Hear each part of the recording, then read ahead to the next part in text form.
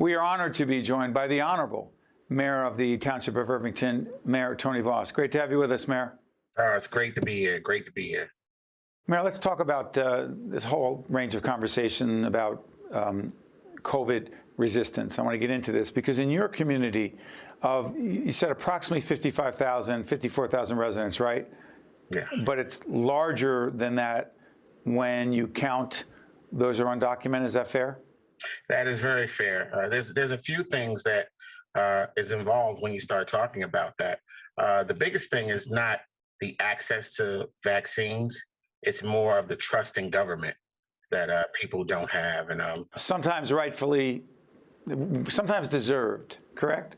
Absolutely. Absolutely. You think about, the history of African-American folks, Brown and Latino folks in this country. And you think about what we've just went through the past 4 years with not being able to trust government. Some people think that if they even fill out the census form, that they're going to be deported or their family members are going to be stripped away from them.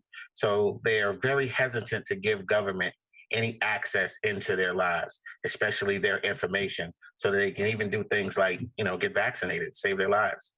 And so as we speak, I believe, we're taping this at the end of June. I'm hoping and praying these numbers are higher a month or 2 months from now. 35%, is that right? 35%? We're actually up about 43% now. 43, I'm sorry. My bad.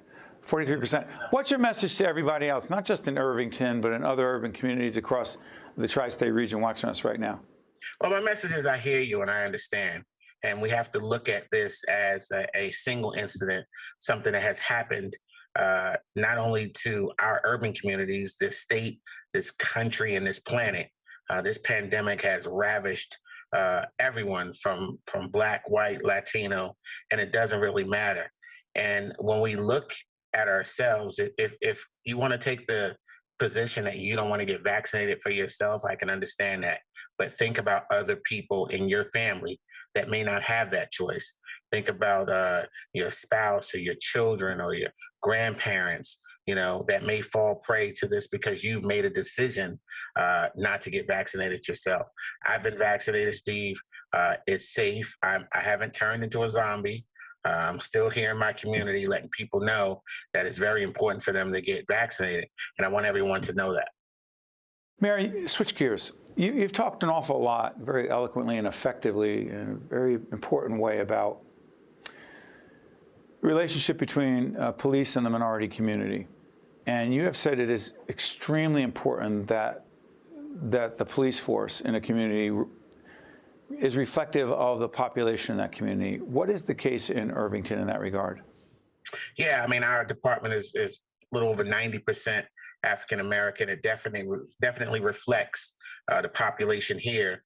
And in Irvington, we do things a little different. We know that everyone's immediate idea is not to go to college.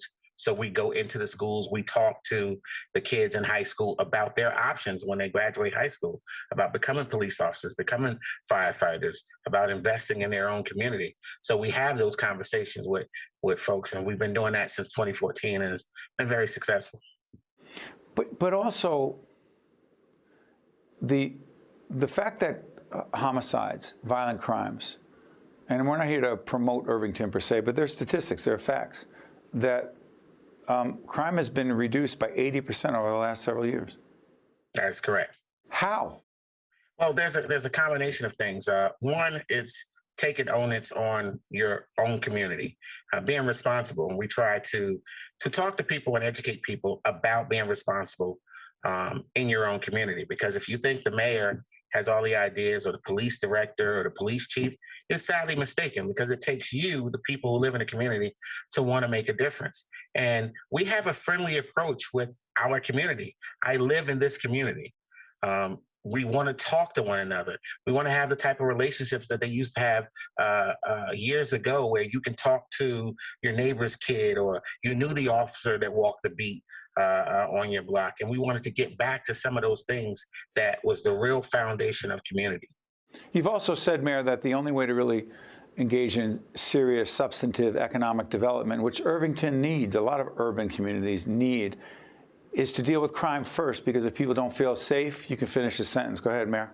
Yeah, I mean, well, one of my slogans have been, we want to keep our community clean and safe. Nothing else matters. No development, no businesses coming in. If your community is not clean, no one's going to want to come there and spend their money. If it's not safe, no one's going to be there and risk their lives. So it's important to keep your community clean and safe. And as long as you have those at the head of the line of the things that you want to accomplish, everything else will fall into place. And that's the model that we've been speaking for the last 8 years.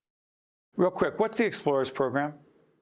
Oh, we started an Explorers program here because we wanted to have a real face-to-face contact with our young people and our men and women in uniform. We had a program here that was supervised by the director of the fire department, John Brown, and also Captain Cruz, where we teach the kids about not only responsibility and taking care of their own community, but what it is that they do as men and women in uniform, whether you're on the police or the fireman side, which insists on training and respect and standing at attention and marching and knowing exactly what it is that is expected of you as being a member of this community. And it's been very, very great, very rewarding, successful program. Of course, COVID put a damper on that, but we want to get that started up again as soon as we can.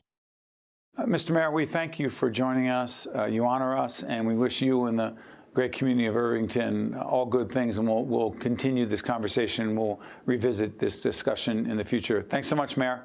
Well, thank you so much. Take care. You got it. I'm Steve Adubato. We thank you so much for watching, and we'll see you next time. State of Affairs with Steve Adubato is a production of the Caucus Educational Corporation. Funding has been provided by Hackensack Meridian Health, NJM Insurance Group, the New Jersey Economic Development Authority, Johnson & Johnson, Choose New Jersey, Operating Engineers, Local 825, Eastern Atlantic States Regional Council of Carpenters, Wells Fargo, IBEW Local 102, and by these public-spirited organizations, individuals, and associations committed to informing New Jersey citizens about the important issues facing the Garden State. And by Employers Association of New Jersey. Promotional support provided by NJ.com and by Jaffe Communications. Many of New Jersey's children have been affected by COVID-19, but now that there's a safe and effective vaccine available for children ages 12 and older, you can help make COVID-19 history by getting yourself and your child vaccinated. Let's end this pandemic together and help all children get back to being kids. Visit hackensackmeridianhealth.org/COVID-19 to learn more or to schedule a vaccine appointment today.